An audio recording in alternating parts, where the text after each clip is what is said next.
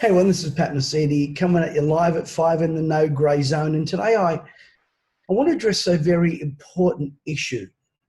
And we're hearing a lot about, the coronavirus. And nearly every day, I mean, myself and everyone else have got their opinions, particularly what's going on in Victoria.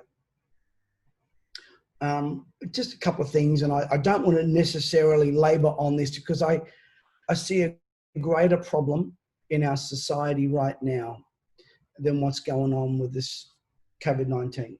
Firstly, we must understand a couple of things, and aged care and the death of any person diminishes us all. And I by no means am belittling or so heartless as to not consider the loss of loved ones. But when it comes to people dying in residential care facilities, especially for the aged, 40% of those that enter aged care facilities die within the first 9 months. Now that's sad. And I have lost my parents and lost them to illness, and it's tragic. But there is a big difference between dying of coronavirus and dying with coronavirus. And this is what the media isn't differentiating. They just got the number of statistics, the number of cases. I mean, these guys are sounding like a broken record. But again, 99.5 or 99% of cases, people recover. And we're seeing these horrific scare tactics, I believe, to continue to use to control us. When something doesn't work, as I said yesterday, and you keep doing it, Zig Ziglar said the definition of insanity is doing the same thing over and over again and expecting a different result. Now, firstly, it's amazing to me that right now in our country, it seems like nobody is dying of anything else. And everything is put down to COVID-19. That is not the case. That is not the case. There is a difference of dying with it and dying of it. These are what people, what leaders are not telling us, what the science isn't, or what the doctors and state care officials are not telling you. But there is a bigger pandemic, and it's that of depression and suicide. I want to read you today from a couple of articles that I've been looking at the moment, and just so that you're aware of what's going on. They're saying that even in the best case scenario, Australia is forecast to see an increase in suicide deaths of at least 13.7% in the next 5 years, according to a new report released by the University of Sydney Brain and Mind Centre. Maintaining employment programs such as JobKeeper, invest in education programs, and doubling the capacity of mental health services could help Australia navigate the perfect storm of mental health risk factors and prevent more than 1,500 suicide deaths in the next 5 years, say the authors.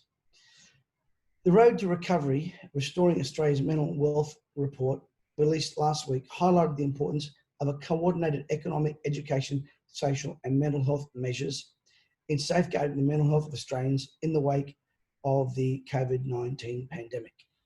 The report cautioned that more awareness may not be the answer, forecasting that mental health awareness programs may increase mental health related emergency department present representations by 5.2%. A best case scenario, which assumes unemployment reaches 11.7% and youth unemployment 19%, an extended duration scenario, which retains the peak employment rates of the best case scenario, but extended duration of high unemployment, i.e. unemployment stays at around 8.5 and youth unemployment about 15% until August 2022. And a worst case scenario, which assumes unemployment reaches 17% and rises to 26.1. Each of these scenarios assumes a 10% reduction in community connectedness from social dislocation and is related to job loss. According to the model, under the best scenario, Australia was likely to see 19,878 suicide deaths between the period of 2020 and 2025. That to me is staggering. That to me is something that we're not speaking about. We already have a massive problem of mental health. Having struggled with mental health in the past, I well know of that dark black hole. And I'm here today to offer some help and some solutions. Whether you're in Melbourne, whether you're in Victoria, Queensland, anywhere in the world that's listening to me, I want you to know, listen to me very carefully, and this too shall pass. I know right now, those of you that are struggling with issues such as mental health, loneliness, isolation, it's like a black hole that seems to last forever. The torment, the relentless noise in your head, I understand that feeling all too often. But I'm here to tell you that there is a light at the end of the tunnel. I know financial challenges are awful. I read and I scroll through some of the messages that people send me daily. And my heart goes out, but I want you to know that we are going to beat this. We're going to beat the lies. We're going to beat the Fauci, World Health Organization's models that they've given us. And by the way, the model I just said to you then was, again, a model. I'm not saying that's going to be the case, but still we've got to deal with what is there right now and the struggle of mental health right now. The domestic violence, which is often linked to mental health, the violence against children, which is often linked to mental health. And people are dying of isolation, of loneliness, of hopelessness. People only commit suicide when there is no light at the end of the tunnel they can see. But I'm here to tell you, if you're in that state, listen to me very carefully. Firstly, I'm here to help you. Any one of you right now struggling with that, or any kind of depression, or just direct message me within the sound of my voice. Send me an email to even our email. I know this goes out to thousands of people, but I'm prepared for that. What can you do? Number one, I want you to know something. Listen to me very, very carefully.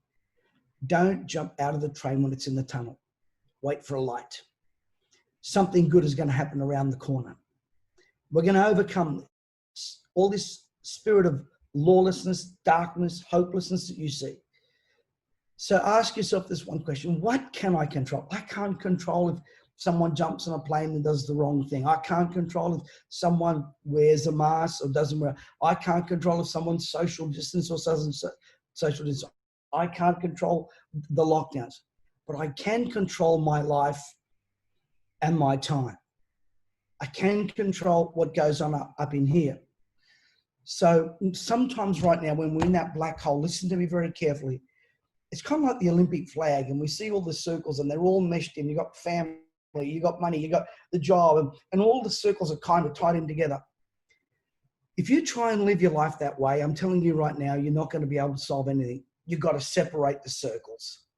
You've got to, don't see them all intertwined like that Olympic flag with all the circles all meshed in. You're not going to be able to solve anything like that. You've got to separate and segregate each individual challenge and deal with it one at a time. Life can be extremely overwhelming when you look at it in that Olympic flag type scenario. But if you chunk it down at one bite size at a time, if it's financial, can I encourage you? Please look at other ways that you can create income. I've been saying this now for years, and people are still to this day aren't listening. They're not listening that you can learn to trade, you can learn to have a business, you can learn to monetize your knowledge and keep your mind active and help yourself not only be educated, but be an educator, which is the second thing. If you want to get over that dark spot, can I encourage you to go out and help somebody else? There's always someone that's doing it tougher than you. And when I struggled with depression many, many years ago, unbeknownst to anyone else, I would go down and I would go and work with the homeless. And I would look at their lives in light of my life, and I think, man, these guys got a lot worse, man. I never told anybody. As a matter of fact, I don't think I've even spoken about it publicly. But I would go and work with the homeless, or I'd go and work in someone in a drug rehabilitation center. I would try and get out of my own way by helping another person less fortunate. So number one, I would encourage you, get rid of those intertwined circles, separate them. Number two, get educated and find a new way. Listen to me. You are smarter than you think you are. You are not too old. Get out of what you've been told and start something new. Learn to be an educator, a coach. If you're over your 40s and 50s, you've got education stuff. Sorry, if you're over your 40s and 50s, you've got knowledge in areas, whether it's a mechanic or whether you're a school teacher. Learn to use that knowledge now. Take yourself online. You can learn it. Oh, it's part, you can't teach an old dog new tricks. Well, just look for a dog whisperer that can teach you. Thirdly, get out there and help other people. The next thing is get out and walk. Now, I know you're in lockdown, but we can still walk. They haven't shackled us to our beds yet. And when you're walking, can I encourage you? Don't listen to music. Don't listen to podcasts. Get in touch with your surroundings. I call it conscious walking. Look at the trees and look at your surroundings and look at a garden and look at the sky and be conscious of it. Open your ears and your mind to what is around you, to nature. Because oftentimes a good 40-minute brisk walk can be better than medication. I'm not saying not to take medication. I'm not saying that. But there's a lot of other great natural remedies, and one of them is getting in touch with nature. Next thing is getting involved in humanity. The other thing is to understand that you've got to get your mind active. An idle mind is a devil's playground. And sitting there watching bad news day after day, look, 15, 20 minutes, turn it off.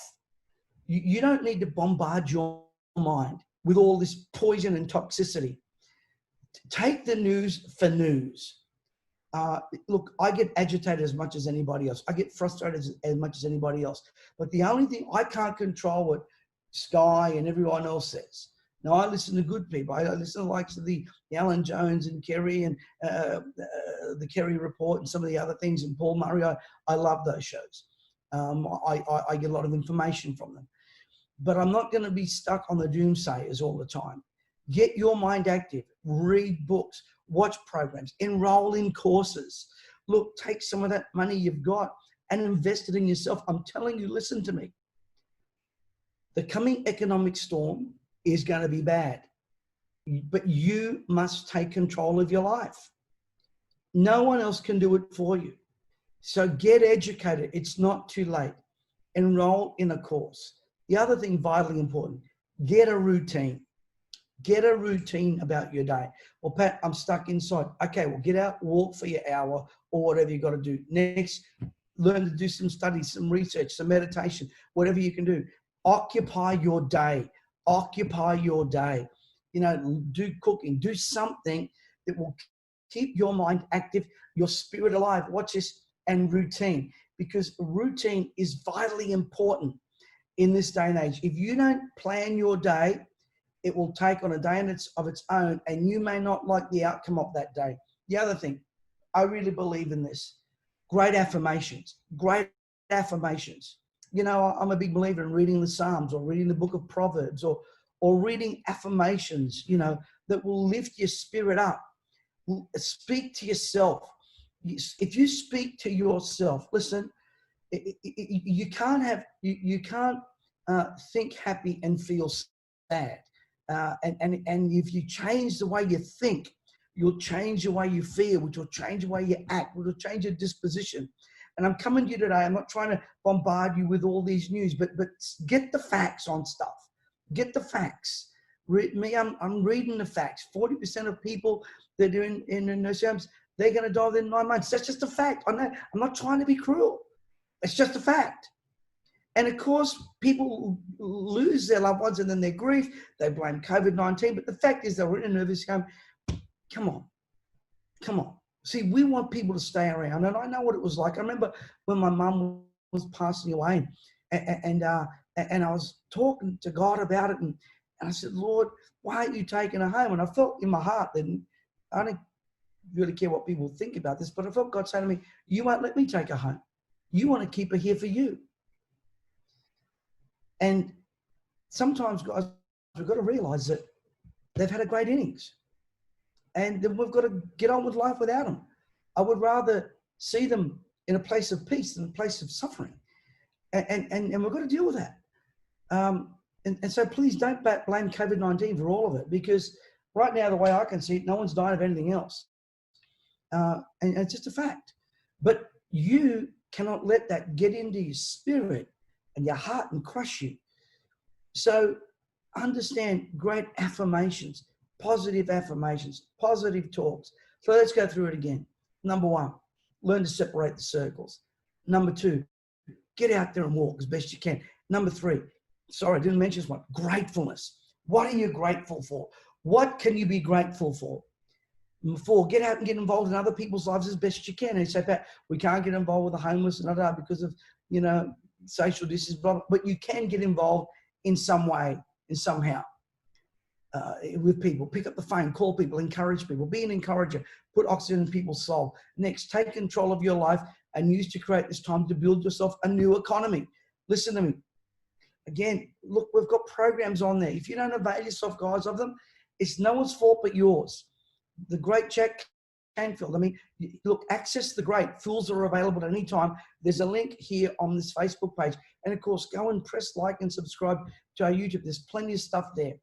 The next, enroll in courses, get a routine, talk to people, create great confessions, and realize also this too will pass. Depression is a silent killer. And we can watch people suffer in silence, or we can do something about it. If you're suffering in silence, you don't need to do that. Listen, I'm here for you. My team's here for you. Send us an inbox, send us a message. There's plenty of links there that you can get to us. Listen to me. I woke up this morning at 3 a.m. in the morning, and maybe this is a message for someone who just is not doing well. And I said, I'm going to speak about this issue. I know that black hole. I know it all too well. I know the spin. I know the overwhelm. I know the fuzziness inside your head, the heaviness that seems to drag you down, those ghosts that seem to want to rip into your soul and steal away what is the real you. I'm here to tell you that you are bigger than this. You are an amazing human being with an incredible spirit. And this too shall pass. Though I go through the valley of the shadow of death, I will fear no evil. Thy rod and staff, they comfort me. Talk to him. Talk to us. Connect with us. I know I'm sharing this for someone. I feel that very intuitively. If this has spoken to you, if this message is helping you, or maybe just share it with someone else. Today's not one of those doom and gloom, we're going to build up the politicians, even though they deserve it. I could tell you I could let loose today, but today's about you. And as a pastoral word of encouragement, can you please share this message? Can you share it on your various social platforms? You just never know. This might be an oxygen to the soul of someone in need. Hey, this is Pat Mesiti. You have a prosperous life. Go ahead, get registered for our upcoming seminar this Saturday, and press like and subscribe and share the message. God bless you.